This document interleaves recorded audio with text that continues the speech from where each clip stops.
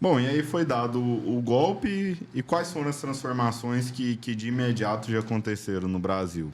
O primeiro presidente dos militares foi, né, o Castelo Branco, né, cearense, mas fez a carreira, tinha que ser, né, Porto Alegre, depois o Realengo no Rio de Janeiro, sempre assim.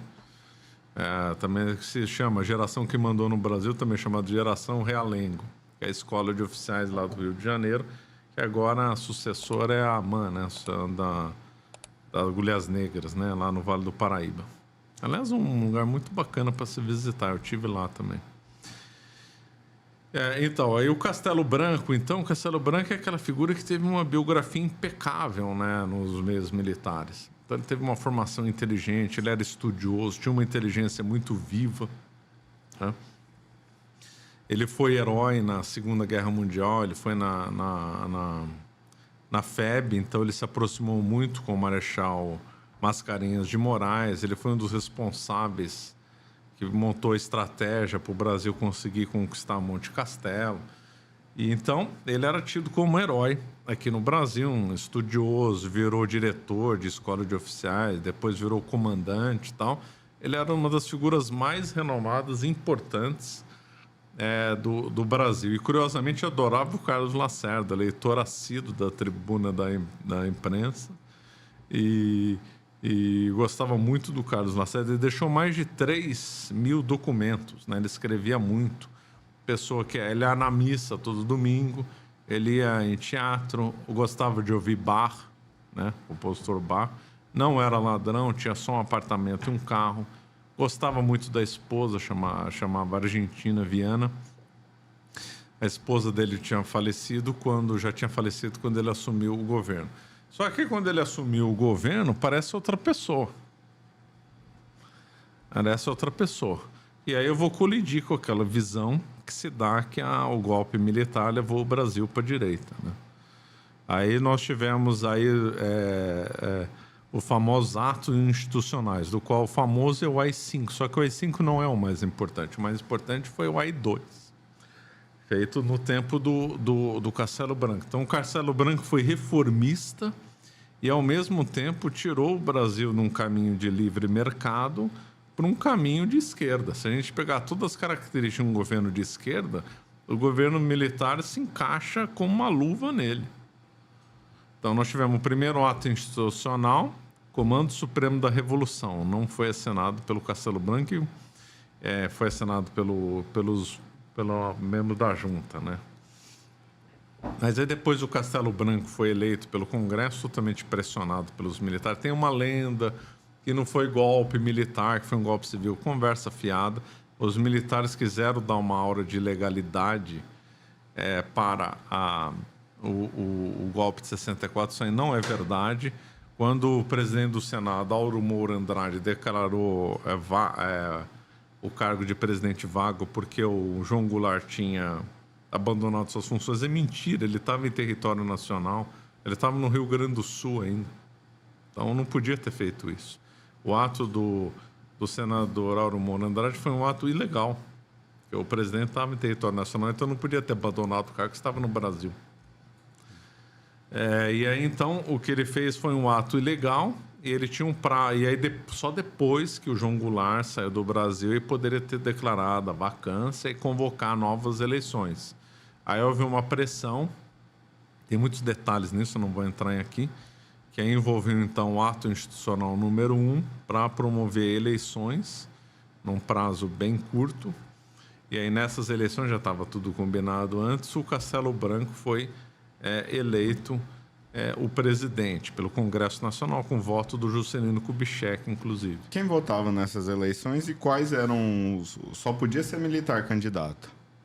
Não, essa era uma primeira fase, né? Na sede pré-ato institucional número 2.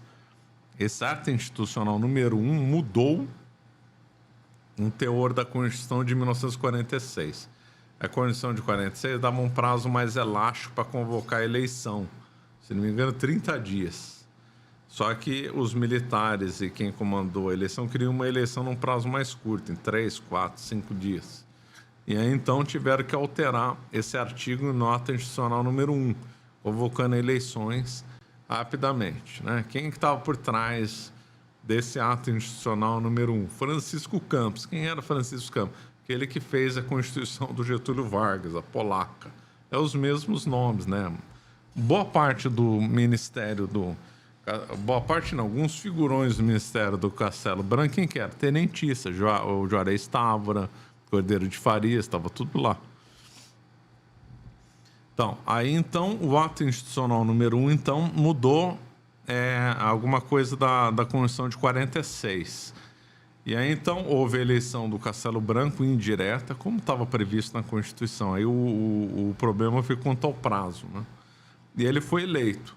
Só que quando ele foi eleito, ele implementou medidas que são completamente estranhas ao que se esperava. Uma medida que ele fez. Qual que era uma das grandes coisas que o João Goulart era criticado? Fazer reforma agrária. O que o Castelo Branco manteve? Fazer reforma agrária. Foi aprovado o Estatuto da Terra. O Estatuto da Terra previa reforma agrária. O que se criticava? Muito imposto no Brasil. O que os militares fizeram? Aumentaram a carga tributária. O imposto de renda em 62 no Brasil tinha uma alíquota de 65%. Era pior que hoje? Pior que 65% a alíquota da massa. Nossa. Os militares baixaram, mas baixaram para quanto? 55%. E o pior, aumentaram a base de arrecadação. Várias classes sociais não tinham recolhimento de imposto de renda. Passaram a ter no governo militar. Então, os governos militares aumentaram a carga tributária, aumentaram o imposto de renda, não na alíquota, mas quem ia pagar imposto de renda aumentou. O professor, por exemplo, não pagava imposto de renda, passou a pagar. Então, na realidade, eles diminuíram ali quanto a um tipo de público, mas aumentaram muito mais em outro. Tanto é que o povo protestou. A articulista ainda tinha liberdade de imprensa, não tinha tido o AI-5. Por isso, protestou que o governo militar estava aumentando criminosamente o imposto de renda das pessoas, com verdade. E outra coisa que o João Goulart é criticado, vai fazer uma reforma administrativa do Amaral Peixoto, que era genro do Getúlio Vargas. Quem que o Castelo Branco manda fazer uma reforma administrativa? Amaral Peixoto, a mesma pessoa. A ditadura foi um Getúlio III? Getúlio III, exatamente. E o Amaral Peixoto, aí você ficou junto com a reforma, junto com quem? Que estava tramando no Congresso? Gustavo de Capanema. Quem que era Gustavo de Capanema? Ministro do Getúlio Vargas, mentor do MEC, né? Então, que reformista liberal, pró-mercado foi o governo militar? Se manteve reforma agrária, manteve reforma administrativa, aumentou o imposto, aumentou a carga tributária e pior, né? Esse é só o começo. Depois começou a estatizar a empresa. O João Goulart estava sendo criticado que ele queria estatizar a transmissão de energia elétrica no Brasil. Aí criticaram a medida comunista, não pode. O que o Castelo Branco faz? Estatiza aquela linha que o João Goulart foi criticado. Outra, o Brasil tinha uma das melhores companhias aéreas do mundo, a Pan-Air do Brasil. O Castelo Branco odiava lá os donos da Pan-Air, né? E aí, então, na base disso, que até com ameaça de morte, fizeram um juiz decretar uma falência, que não existia. Uma parte do patrimônio da Pan-Air foi para a Varig, o Rubem Berta era presidente da Varig, amigo dos militares, e uma outra parte da Pan-Air foi estatizada, né? Então, que governo pró-mercado esse que quebra empresa na marra e estatiza elas, né? Os militares criaram quase 50 estatais. Se somar as subsidiárias, dá 270 estatais. E estatal não podia quebrar, né? Até hoje, né? Pela lei. Então, o Estado tem que ficar financiando. Outra coisa que o Castelo Branco fez, Código Tributário Nacional, né? É dele lá. Que é o código mais labiríntico e absurdo que tem na face da Terra. E que durou até pouco tempo. Agora acabou com essa nova reforma tributária, né? E qual foi a reação do povo, da oposição? O que o Carlos Lacerda fez nessa época? O Lacerda começou a criticar... esqueci de falar, teve o PAEG também, né? PAEG era o plano econômico do Castelo Branco, porque o Brasil estava em crise econômica. O Brasil estava com uma inflação de 80% em 1963.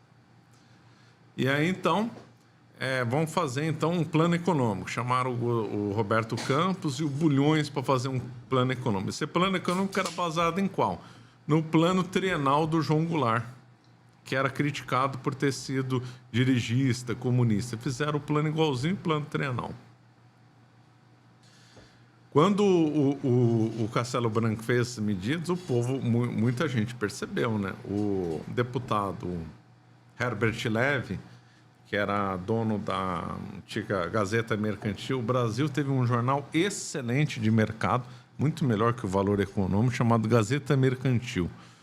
Eu cheguei a ler muito esse jornal. O jornal era excelente, era o melhor jornal do Brasil de economia. E o dono dele era o Herbert Levy. Herbert Levy era deputado também. Herbert Levy acusou o Castelo Branco de estar fazendo reformas comunistas. Depois, quando o Carlos Lacerda teve acesso ao PAEG, também fez a mesma crítica. Muitos perceberam, né, que a Revolução foi um engodo. Isso da população como geral também, teve alguma...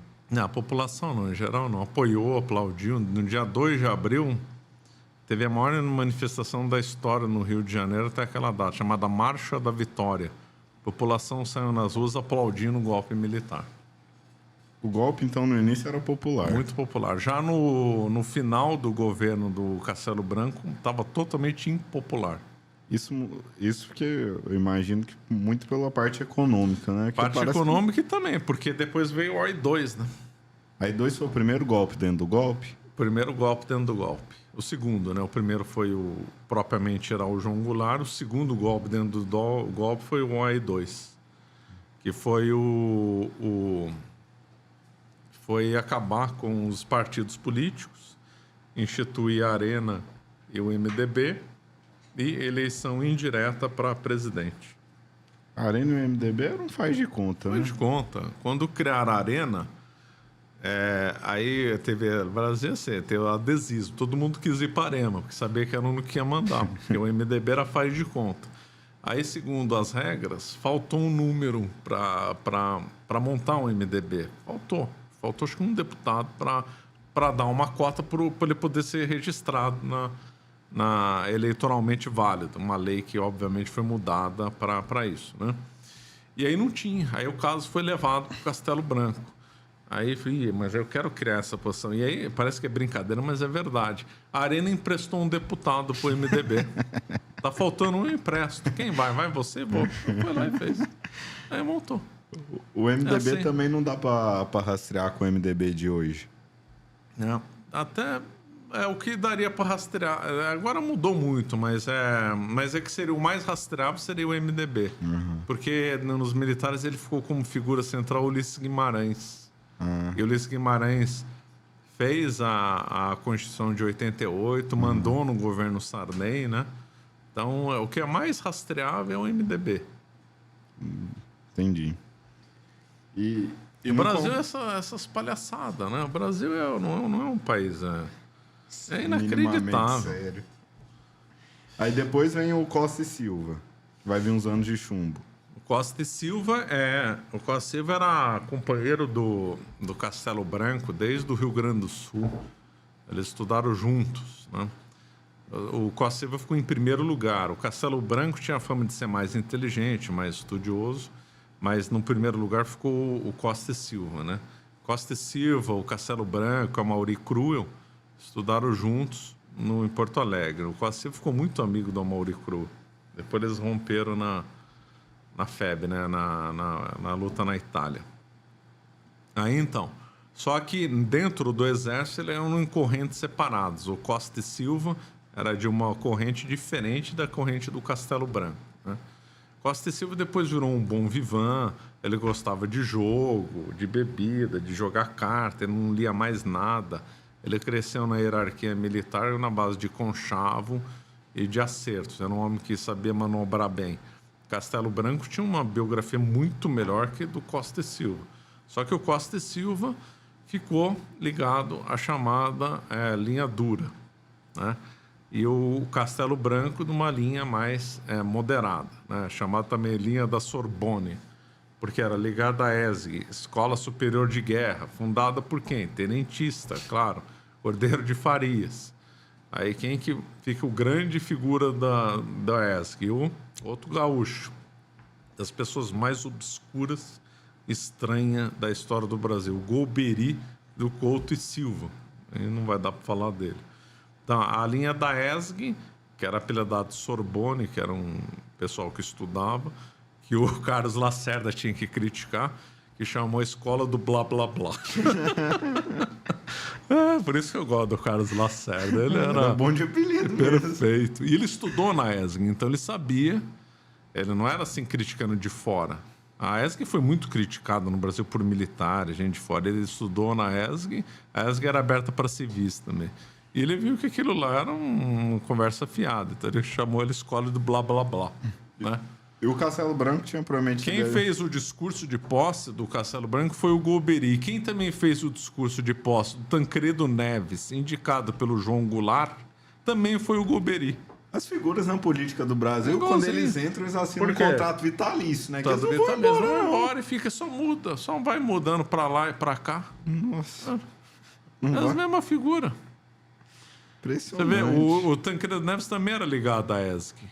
E quem escreveu o discurso dele foi o Golbery. E aí dá um golpe oposto ao Tancredo Neves, que o Tancredo Neves era amigo do João Goulart, foi ministro do João Goulart. E quem escreve o discurso de posse do revolucionário? O Golbery.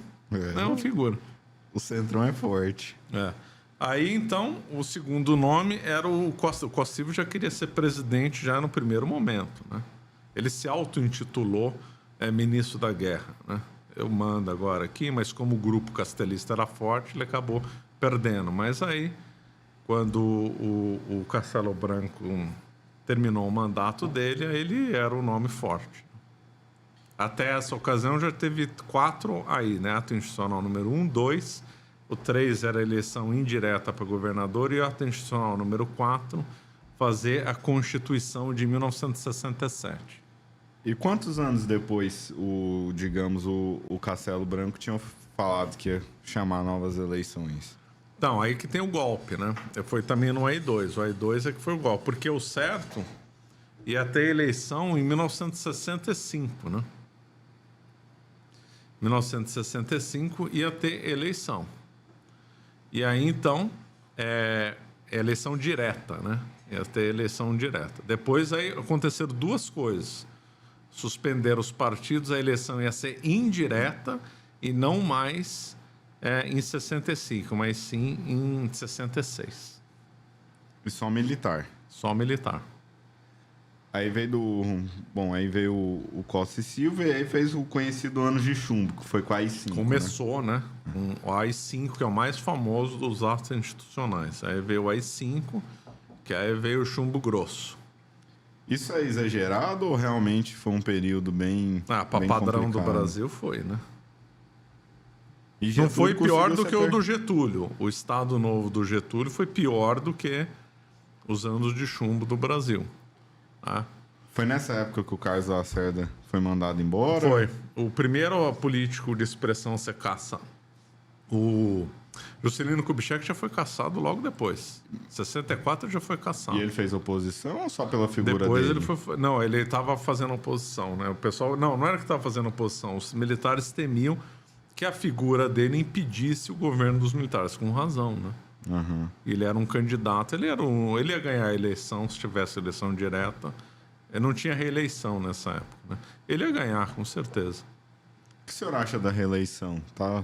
Hoje eu vi uma matéria falando que circula para ela acabar e passar um mandato para 5 anos. Sou favorável a acabar com reeleição, porque diminui, né? Aí é duro aguentar Lula 2 vezes, né? Lula 3, Lula 4. Aí vai ser Lula 4, sim. O Lula vai ganhar a próxima eleição. Vamos ver. Então, mas vamos voltar lá, então. Aí, então, que eu estava falando, não? Do AI-5. Do AI-5, aí a questão do... O AI-5 em 1968. Né? Sim, aí depois teve mais algo que vale a pena comentar do governo do Costa e Silva? Tem o Sonabão, né? Os militares fizeram um monte de sigla, né? BNDES, BNH. Foi o governo das siglas. Né? E fizeram a SONAB, né? Fizeram a SONAB, né? Sunab de fiscalização de preço. Uma coisa que não tem sentido quem defende livre mercado, é fiscalização de preço.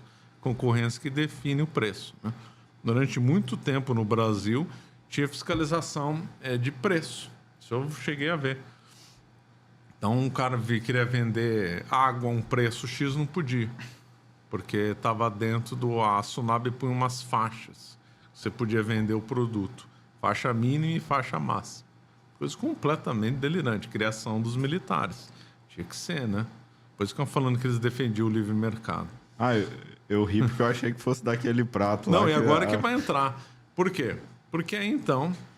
não sei quem teve a ideia lá, que ia ter que ter um prato, e o prato tinha estipulado que tinha que vir no prato ser servido em todos os restaurantes do Brasil com o mesmo preço.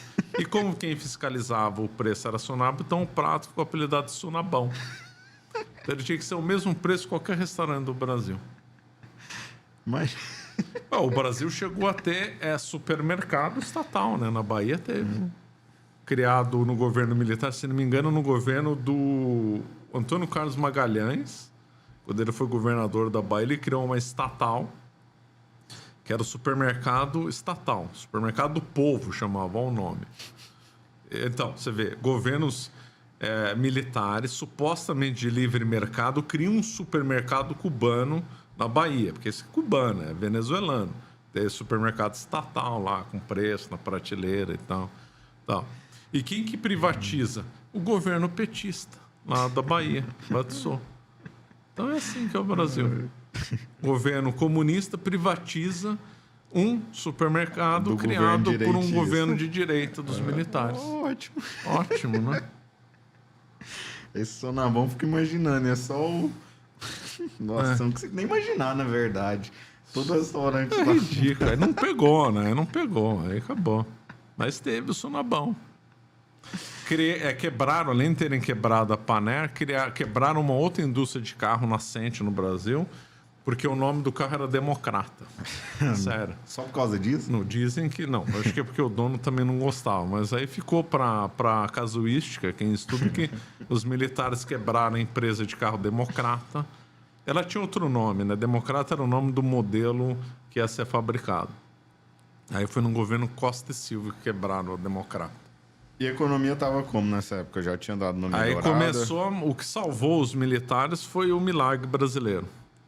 O mundo começou a crescer muito, o Brasil demograficamente começou a crescer, começou um processo intenso de urbanização. O Brasil se torna mais urbano que rural, muita mão de obra. E o Brasil São Paulo chegou a ter pleno emprego. Outras regiões, Minas Gerais, chegou a ter pleno emprego. Então, a economia do Brasil começou a decolar, né? Aí vivemos o período milagre brasileiro, que é bem no tempo do Médici, né? O Médici é o que veio depois do Costa e Silva. O que vale a pena pontuar do ele é o nome mais improvável, né? Se a gente for ver o nome dos 5 presidentes, o que parece que nunca que não se esperava que ele seria presidente, era o Médici, né? Ele não estava na linha da frente, não era dos líderes. É que o Costa e Silva levantou o nome dele, ele virou comandante do Terceiro Exército, e o nome dele foi apresentado como exclusão, que as Forças Armadas também se dividiam, cheio de politicagem. Como o Médici era quieto, então ele não estava com o nome queimado por nenhuma corrente. Então o nome dele realmente foi eleito por exclusão, né? Então, de 10 nomes, aí teve veto de várias correntes. Ah, não, desse a gente aguenta. Então, aí foi eleito. Puseram o nome do Médici. E também, aproveitando aqui, uma pergunta interessante que mandaram falar da relação do Roberto Campos com o milagre econômico. Roberto Campos só tem fama, só. Na realidade, ele criou uma coisa totalmente delirante no Brasil, chamada correção monetária, que é a atualização dos preços tendo em vista a inflação. Mas isso aí, na realidade, alimenta a inflação. Então, o Brasil só ficou desde os anos 60, desde a época, na realidade, do Juscelino Kubitschek até 1994, com inflação alta. E durante o governo militar, uma das culpas foi essa maldita correção monetária. Então o Brasil conviveu sistematicamente com inflação alta, né? Então o Roberto Campos só tem fama. Ele fez políticas lá, mas o ministro do milagre não foi ele, foi o Delfim Neto, né? Delfim Neto. O Médici é aquela nos anos 70, né? Brasil ame ou deixe, campeão da Brasil Copa do deixa, Mundo, ninguém segura esse país. otimismo. O Médici, ele adorava futebol, ele jogava bem futebol na juventude. Ele tinha 2 times, era o Grêmio e o Vasco, se não me engano. E ele adorava futebol, gostava de conversar com futebol com os ministros. Tinham as mazinhas que não gostava de despachar e cuidar do governo. O governo era cuidado com 3 ministros, né? Era o Delfim Neto na área econômica, para as outras áreas o Leitão de Abreu e para a área militar o Ernesto Geisel, o irmão do futuro presidente. Então diziam que as reuniões de ministério duravam pouco, os ministros cuidavam de tudo, depois ele partia para conversar de futebol, que é o que ele gostava. Então a gente passou pelo Médici, depois vem o Geisel. Foi o auge da ditadura, foi o Médici mesmo, né? Foi a hora da repressão, das guerrilhas, dos terroristas, Marighella, Lamarca, né? Foi Bem da essa época da guerrilha do Araguaia? Foi essa época aí da guerrilha. Qual foi a guerrilha mais perigosa? Então, aí diz que foi a do Araguaia. Mas o Araguaia ficava num lugar muito Então, significante. pois é, qual a não? chance deles fazer revolução no Brasil? Vai Nenhuma. tomar Tocantins e Goiás? As notas internas dos revolucionários ligados ao Araguaia falaram que eles não tinham armamento nem para conquistar um supermercado, conseguir assaltar um supermercado. Quanto mais conseguir conquistar o Brasil. Quando reuniram as armas do Araguaia, era uma piada. Era 2, 3, não estou brincando, 2, 3 rifles, pedaço de pau, revólver, 4 cartuchos de bala, era assim. Não, e mesmo Ridículo. hoje, ali perto do Araguaia... Não é nada. Não, Inflaram tudo é só isso. questão de turismo, por Tem causa nada. do Rio, mas de resto, o agro lá é forte, como o agro é forte em Goiás inteiro, mas não é o lugar mais forte do agro. Terra lá é barata, que não é boa. Imagina, a guerrilha do Araguaia. Ridículo, tudo... Essas guerrilhas não tinham cheiro, eles atormentavam, matavam gente, sequestravam. Mas daí a dizer que o Brasil estava correndo risco, nossa. O que seu pai te falava desse período, assim, que ele viveu ali? Era realmente, ele via, assim, na rua, de vez em quando, alguma movimentação?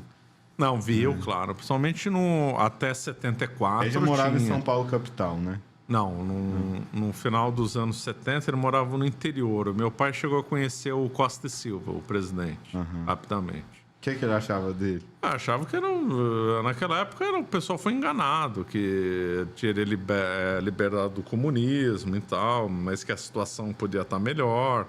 Tal, mas o brasileiro foi muito seduzido pelo milagre econômico. Quem principalmente estava em época de ganhar dinheiro, assalariado, o Médici estava muito popular.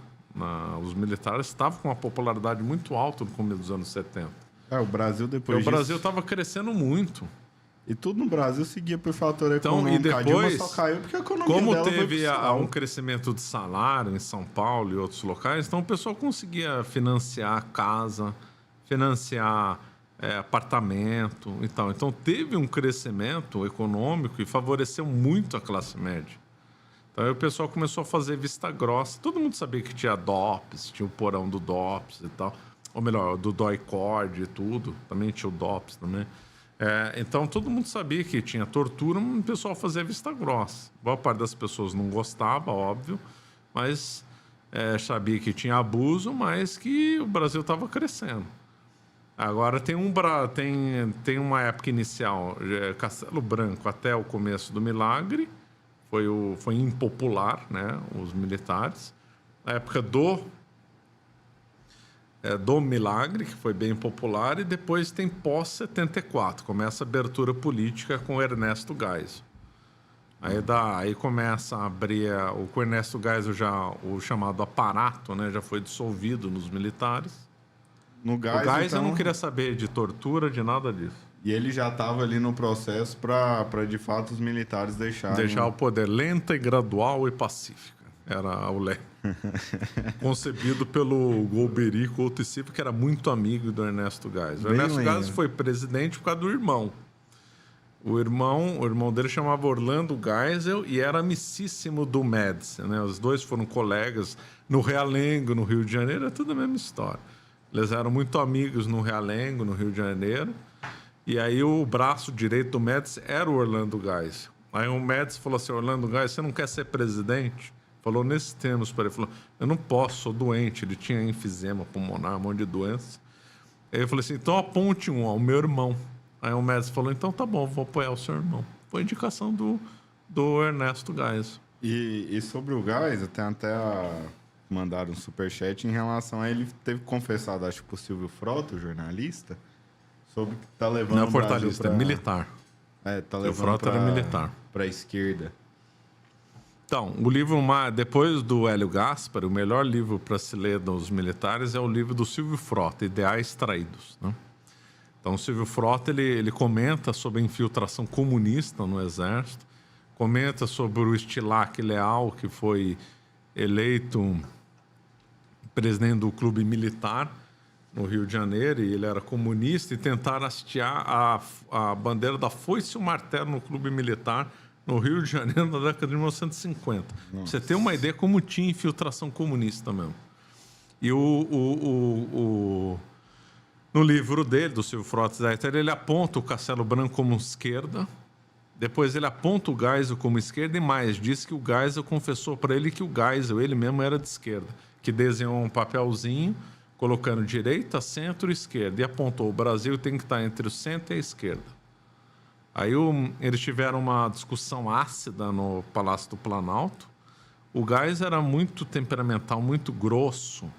Ele falava alto, dava murro na mesa. Ele era uma pessoa totalmente ríspida, o Geisel, né? O Geisel brigou com o irmão, depois não se falava com o irmão dele. O irmão que colocou ele na presidência também brigou com o irmão. Pessoa completamente ríspida, grosseira. Tiveram um bate-boca ácido. E aí o Silvio Frota acabou brigando com ele e saiu do governo. Esse livro, Ideias Traídas, só foi publicado depois da morte do Silvio Frota. E o Silvio Frota não foi ele a única pessoa que analisou isso. De novo, o grande articulista do Jornal do Brasil, o Castelo Branco, Carlos Castelo Branco ele chamava, né?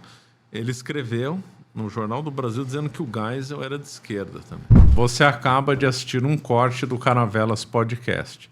Na tela está aparecendo o episódio completo e outro corte. Muito obrigado pela atenção.